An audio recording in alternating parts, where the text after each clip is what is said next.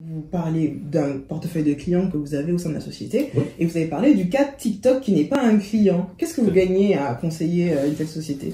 Notre objectif, d'une manière générale, de toute façon, c'est de rendre Internet plus sûr. Donc, pour cela, on mène un certain nombre d'études et d'analyses. On prend des sujets divers et variés. On a analysé les appareils photo de Canon, par exemple, qu'on a pu détecter qu'ils étaient vulnérables et qu'on pouvait en fait installer un rançongiciel, un ransomware dessus, donc chiffrer les données. Oui. Mais plein d'autres choses comme cela, prendre la main, on en discutait tout à l'heure, sur des aspirateurs connectés à distance. Notre objectif, c'est effectivement de communiquer auprès de ces fournisseurs, de les sensibiliser à la sécurité et de faire en sorte que leurs clients ne subissent pas de mauvaises actions. Tout à fait. Mais comment se fait-il que ces grandes sociétés, parce qu'on parle quand même de Canon, hein, c'est ça, oui, ont de telles failles?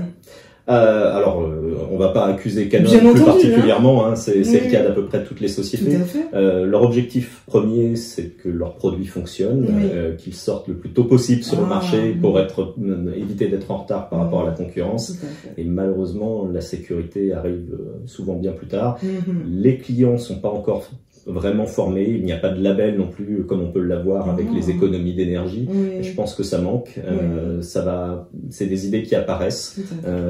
Différents États, aux États-Unis, l'Europe y réfléchit également pour pouvoir avoir un label sécurité sur les objets connectés. Je pense que c'est nécessaire. Ok, à nous de faire plus attention en tout cas. Oui, mais c'est toujours difficile d'avoir cette information. C'est clair.